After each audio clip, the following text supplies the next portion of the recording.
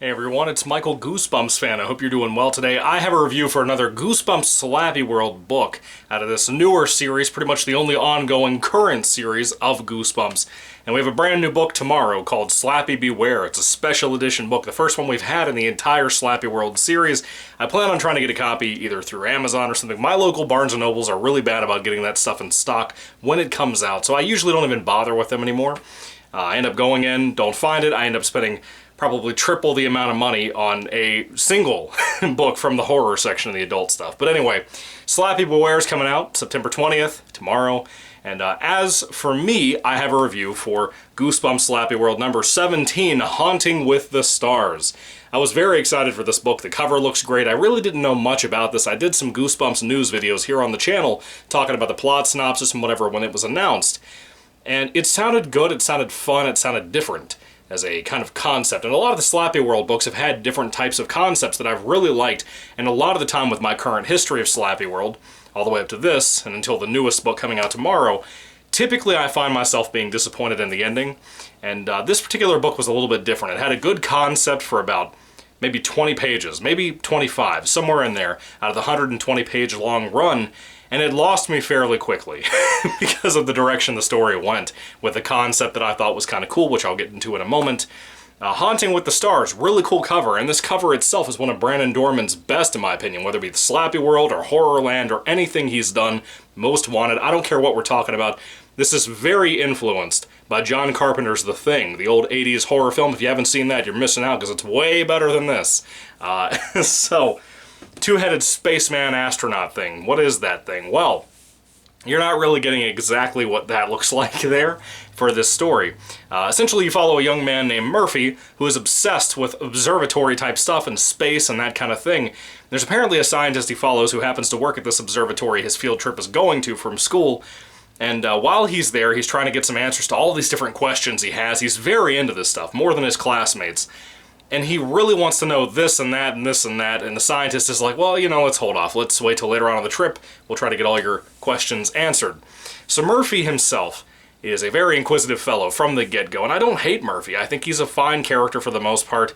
He's kind of an accidental hero. You ever seen that in media? That's kind of what I would consider Murphy for the most part throughout the story, especially in the finale with how insane that gets. Now again, this is still leading into the good concept I think this book started off with the observatory setting. I thought that was pretty cool. Then we we advance into how apparently when Murphy decides to wander away from the group during the observatory thing, I've been to an observatory before. I can't imagine trying to sneak out during like the little showcase history thing they used to do back when I was a kid, back in elementary school on that field trip. It was very cool back at the science museums we have around here in Virginia.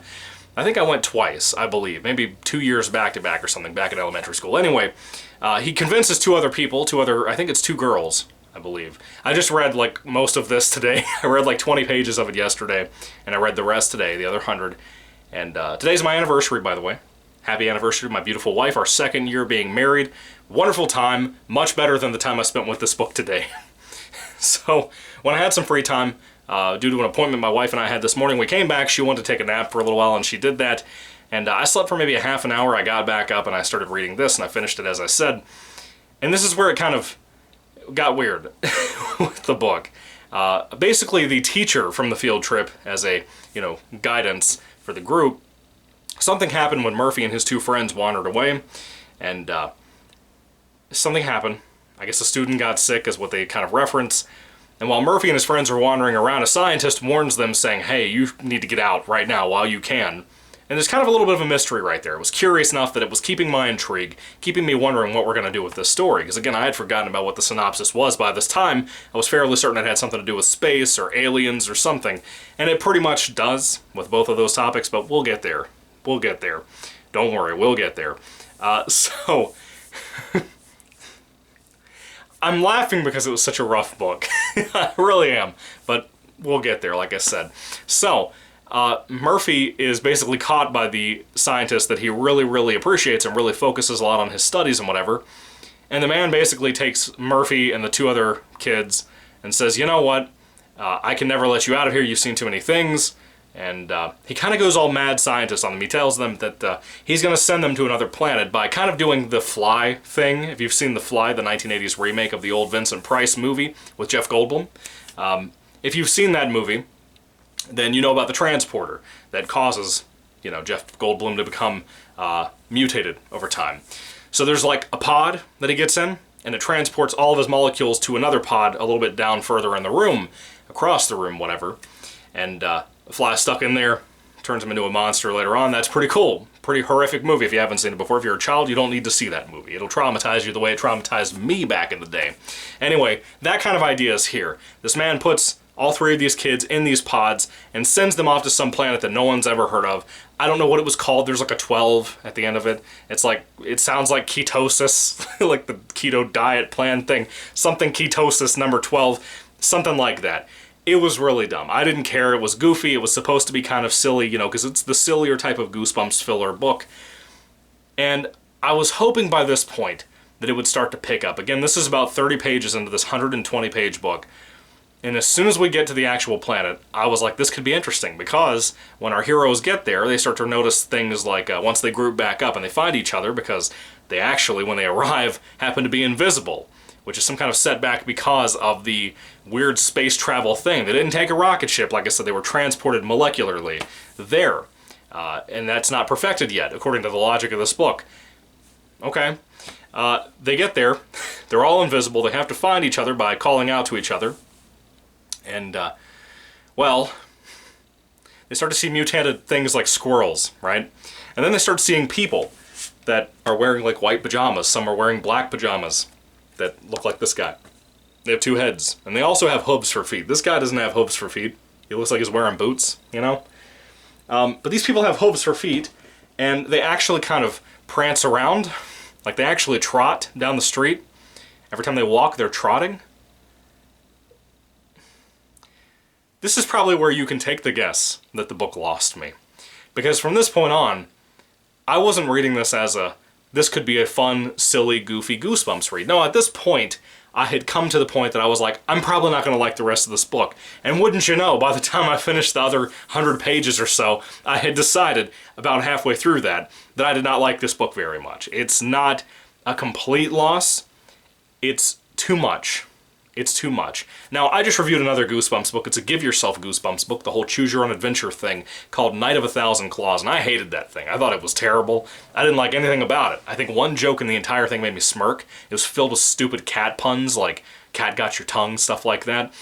This book is kind of a little bit better than something like that. Not by much, but a little bit better.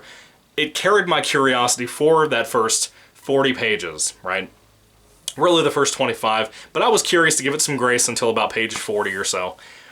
And it just sucked. It sucked so bad. It lost me so deeply by the time I got to the end of this book. It kind of just is a plotless book. It's kind of just these characters experiencing a thing, meandering around, getting chased by a crazy mob type of thing. They're shocked because everybody around them have 2 heads. Everybody's shocked that these 3 don't have 2 heads. And it's kind of like, that's it. It's the whole book. And then there's some stuff towards the end, and it's weird, and I don't like it either. I thought it was too goofy. And again, I know we're talking about Goosebumps, right? I know we're talking about Goosebumps. I like goofy Goosebumps books. I like silly Goosebumps books. Have you read Monster Blood 2? Have you read Monster Blood 3? Have you read Monster Blood 4? I like all of those a lot. I love them, as a matter of fact. They're very close to being perfect, aside from Part 2 being perfect, in my opinion, for what it is and what it becomes by the end of that book. I don't mind goofy. I don't mind silly. But books like this, they're just too much. They don't know what they want to be. They're not really able to be what they should be. You know what I mean? Like, this should have been maybe more over the top. Would have really worked for it. Maybe gory, maybe surprisingly gory, I don't know. Some newer Goosebumps books do that, like the Most Wanted series, which really shocked me. The Series 2000 books had some of that sometimes too. Not a whole lot, not as much as Most Wanted, but you know what I mean. I was looking for some shock value or something, but even like the logistics of this planet, the straight up logic of it, like the reality there, like it has a pink sun, for example, which is cool. I like that, that's a cool setting. Everything else, it's just like our world. It's just boring. It's just boring. The kind of food they eat's different. Is that really all you got, Stein? Is that really it? You know, I've seen the man's imagination. I know he's come up with a lot of stories over the years. This seems like the greatest example I will ever have of a filler book. This and something like The Barking Ghost will be the greatest examples I will ever have of a straight-up filler book between, to me, what was a really solid read, which was Slappy and Dreamland. It wasn't perfect, but I recently read that about 2 weeks ago, 3 weeks ago, something like that, and I really liked it a lot. I thought it was a really solid one. I liked it more than most people in the community, apparently, which was weird to me. I thought more people would enjoy that, but I also have enjoyments in other books that people don't enjoy as much as I do. Not only that, but we have this book coming out between Slappy and Dreamland and another Slappy book called Slappy Beware, again, that's coming out tomorrow. I really hope Slappy Beware is as good as I think it's going to be, apparently being like an origin story type of thing for Slappy, telling like supposedly the full story. I'm sure there's going to be canon issues. There's not really a canon within Goosebumps no matter what people say. I don't really care what people have to say about that. It's, to me, very clear we don't have a canon typically, outside of like the Monster Blood books most of the time. I am very sad to say I didn't enjoy about probably 80% of this book, Haunting with the Stars. The title's cool, the cover's cool. Again, I love that 1980s John Carpenter The Thing throwback, but it's a big old L, dude. It's a big old L, and it's a shame that it's like that. It's a shame that I have to feel that way about it. I feel like it's such a missed opportunity in so many ways, you know? It could have been really, really good, and it could have had a lot more going for it, and it really just let me down. It was a big disappointment. But not entirely. Again, it held my curiosity for a while, but when I got to the ending, my eyes were rolling so hard that I thought they might fall onto the floor and I'd have to pick them up. And I wasn't thrilled. Haunting with the Stars is a big old mess. Reading two really rough Goosebumps books back-to-back is one of the things I've spaced out so many good books and books I looked forward to so much. This is the kind of reason for that, because I went from Night of a Thousand Claws, which is one of the worst Goosebumps books I've ever read, and I'll stand by that because of how dull it is, and then going from that to this, that feels like this is written for like a 5-year-old. You know, a lot of Goosebumps is not written that way. A lot of Goosebumps can be enjoyed by adults like myself. Most of it I didn't read until I was an adult, and I've enjoyed almost all of it. Nobody can say whatever they want. I'll tell you right now, I've enjoyed a ton of Goosebumps.